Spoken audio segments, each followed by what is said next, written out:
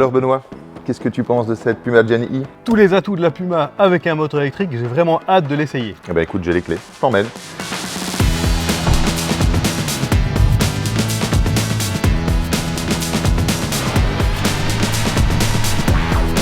Alors Geoffrey, cette Gen I, elle reprend tous les codes esthétiques de la Puma thermique. Tout à fait Benoît, avec un bouclier avant spécifique au modèle électrique et emprunté à la Ford Mustang Mach-E. On retrouve des nouveaux phares et pour le reste, on retrouve la ligne un peu style SUV coupé qu'on avait déjà sur le modèle classique.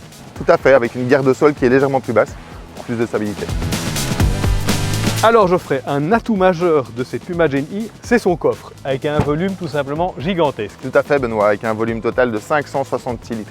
Dû notamment au compartiment de coffre qui est séparable en deux parties comme ceci, mais également grâce à la Gigabox de 140 litres qui est vraiment un atout majeur dans la Puma. Très pratique la Gigabox, dotée dans le fond d'un bouchon qu'on peut retirer. On peut même mettre des glaçons avec des boissons fraîches, on peut même nettoyer son chien dedans, c'est hermétique.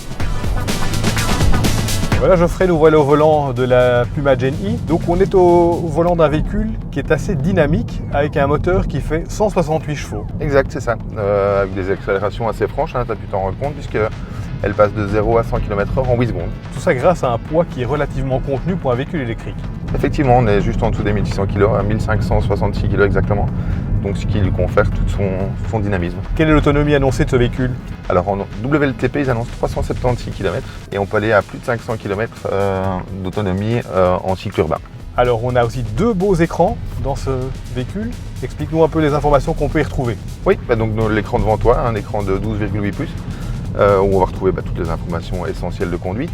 Et puis un écran central qui fait 12 pouces et là on va voir tout ce qui est connectivité, navigation, tout ce qui est réglage du véhicule également, se fera via la dalle centrale. Ouais. Et on peut notamment régler une fonctionnalité qui s'appelle le One Pedal. Explique-nous un peu comment fonctionne ce système. Voilà, donc c'est un système qui permet de ne quasiment plus utiliser le frein, c'est-à-dire qu'en fonction de la pression que tu appliques sur la pédale, le véhicule va freiner automatiquement tout seul.